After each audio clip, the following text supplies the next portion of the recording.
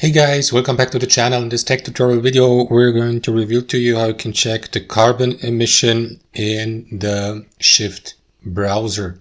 For example, to monitor how much carbon emission are produced by the websites and pages you visit in the Shift browser. So let's dive into this.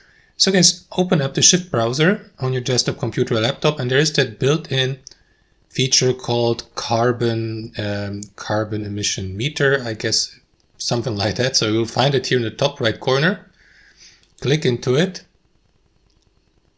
Carbon meter, sorry. And then you can navigate through these time ranges, like the last 7 days, 30 days, year to date, or all time. And you will see your impact for the given browser, Shift browser you're using right now in carbon here, for example.